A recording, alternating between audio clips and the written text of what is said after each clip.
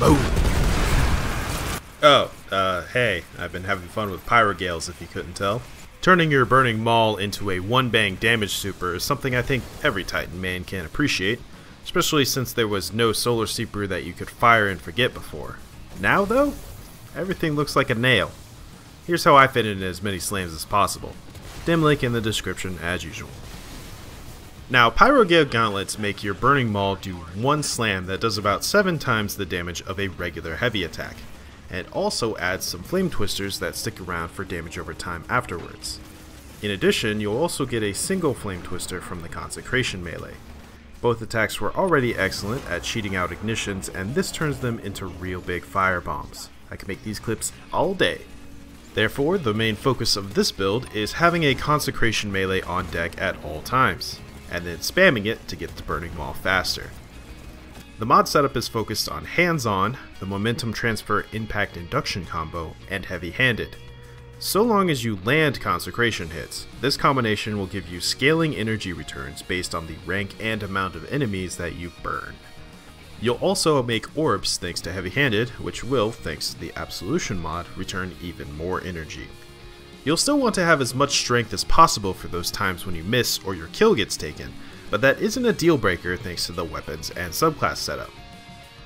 Obviously you'll want to be on Burning Maul with the Consecrating aspect, but your melee doesn't matter, and I prefer Hammer Strike for the mobility. I also tend to lose my throwing hammers. Your other aspect could be Soul Invictus, but that's weak energy compared to Roaring Flames.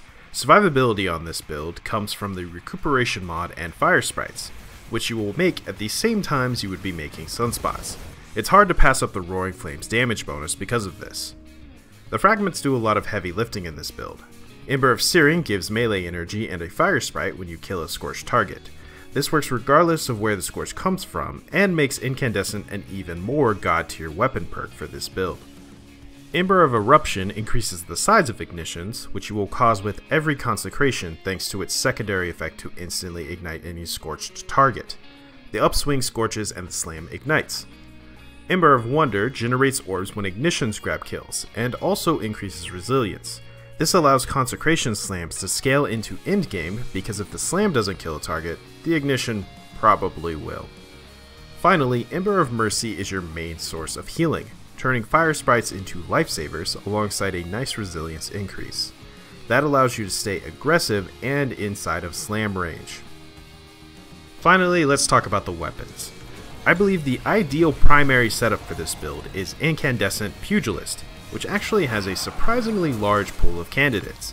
The BXR Battler is probably the most accessible, with the most optimal most likely being Abyss Defiant from Crota's End, thanks to the Cursed Thrall trait. I've also considered changing this Callous mini tool here to Grave Robber Incandescent for free reloads.